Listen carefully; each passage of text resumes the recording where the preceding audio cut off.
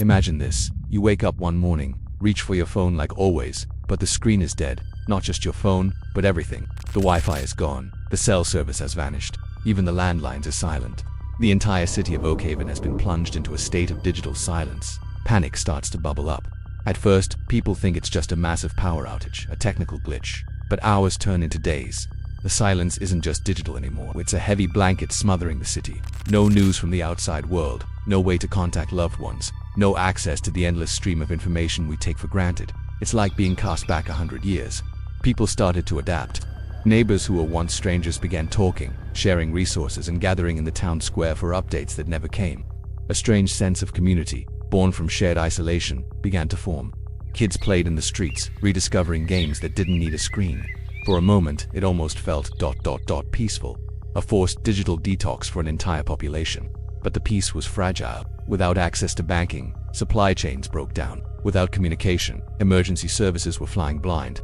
The quiet comfort of the first few days slowly curdled into a low-grade citywide anxiety. What was happening beyond Oakhaven's borders? Were they the only ones? The questions hung in the air, unanswered, breeding suspicion and fear. People started looking at the sky, wondering if they were part of some bizarre large-scale experiment. Then, on the 7th day, as suddenly as it had vanished, it returned. A single, unified chime echoed through the city as every phone, every tablet, every computer screen flickered back to life. A collective sigh of relief washed over Oakhaven. The digital pulse was back. People cheered, hugged, and immediately dived back into their devices, eager to reconnect with the world they had lost. But their relief was short-lived as screens lit up. They didn't show the familiar home screens or login pages. Instead, every single device in the entire city displayed the exact same message. A stark white notification box against a black background. 9 simple, chilling words that froze the blood in their veins. The message read, "You shouldn't have come back." Just that. No sender, no explanation. Just a universal, terrifying message delivered to every man, woman, and child. You shouldn't have come back. The cheer died in their throats, replaced by a silence far more profound and terrifying than the digital one they had just escaped. Back from where? And who, or what, had sent this message? The initial shock gave way to a frantic scramble for answers. Was this a hack? A prank on a massive, citywide scale? Tech experts, both professional and amateur, tried to trace the message's origin, but it was like chasing a ghost. It had no digital footprint, no source IP, no data trail. It had simply appeared as if broadcast from another dimension. The outside world was oblivious. When Oakhaven residents finally managed to get through to friends and family elsewhere, they were met with confusion. No one else had experienced the blackout. No one else had received the message to the rest of the world. It was just another Tuesday. Oakhaven was alone in its terror. The message began to poison the city's newly formed community. What did it mean? You shouldn't have come back. Had they been somewhere else during that week of silence? A place they couldn't remember. Paranoia took root and spread like a virus. People started looking at their neighbors differently. Did you do something? Do you know something? The trust that had been built in the quiet days crumbled into suspicion. Then, the disappearances began. It started with a man who had been the most vocal about investigating the message. He simply vanished from his locked apartment. No signs of struggle, no forced entry. He was just gone. Then another person, then a family of 4. The only thing they had in common was their obsessive quest to understand the notification. It seemed that whatever sent the message was now enforcing its warning. The city became a prison of fear. People were terrified to even talk about the message, let alone investigate it.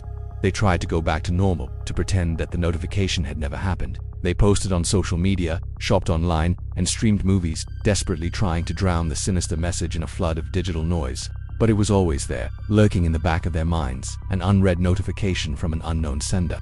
A small group of residents, led by a former journalist named Alara and a retired cryptographer named Ben, refused to live in fear.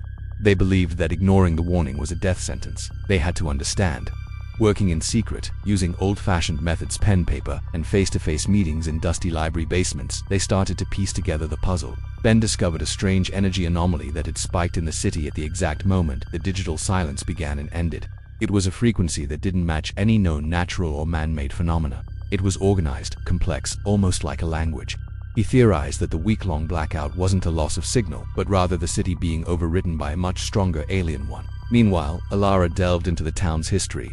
She found obscure records of a similar, though much smaller, event that occurred a century ago, described as a week of lost time by the few who wrote about it. The accounts were dismissed as folklore, but they spoke of strange lights in the sky and people returning with no memory of the past 7 days, feeling like they didn't belong anymore. Their theory was terrifying. They hadn't just lost internet access. For 7 days, the entire city, and everyone in it had been taken somewhere else, copied, perhaps, or temporarily replaced. The digital silence was the seam between our reality and something else. And when the connection to our world was re-established, they weren't just getting their internet back, they were being sent back themselves. The message, "You shouldn't have come back," wasn't a threat from a hacker. It was a warning from whatever entity had taken them, telling them that their return to this reality was a mistake, a violation of some unknown rule, and the disappearances were the consequence of that violation. The entity was deleting those who drew too much attention to the error. As Alara and Ben got closer to the truth, the phenomena in the city intensified. Objects would flicker in and out of existence. People would see loved ones glitch like a corrupted video file for a split second. The fabric of their reality was becoming unstable. The entity that had sent the message was now trying to correct its mistake by erasing Oakhaven bit by bit. The climax arrived when Ben managed to partially decode the anomalous energy signal. It wasn't just a signal, it was a transport protocol, and it was scheduled to activate again, this time permanently. Whatever had taken them was coming back to reclaim them or delete them for good. They had one chance to act. Their only hope was to sever the connection themselves. They had to recreate the digital silence, but on their own terms. It was a massive gamble. If they failed, they would be erased. If they succeeded, they might cut Oakhaven off from the world forever, creating a permanent, isolated bubble.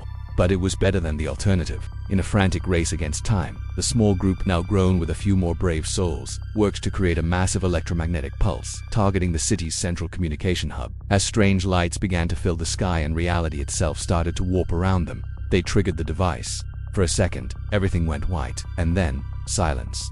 A true, profound silence. The phones were dead, the internet was gone, the lights in the sky vanished. They had done it, they had cut the cord. The story of Oakhaven ends there, in that self-imposed silence. We don't know if they're still there, living in their isolated city. We don't know if they succeeded in saving themselves, or if they simply delayed the inevitable. The only thing we know is that the world outside of Oakhaven moves on, completely unaware of the city that chose to unplug itself from reality to escape a single, terrifying notification. It makes you wonder, the next time your Wi-Fi drops, are you just losing a signal? Or is something else trying to connect? What do you guys think happened to the residents of Oakhaven? Let me know your theories down in the comments. This story is a wild one, and I'd love to hear your take on it. As always, thank you so much for watching. If you enjoyed this journey into the unknown, don't forget to hit that like button, subscribe, and ring the bell so you don't miss our next story. See you in the next one.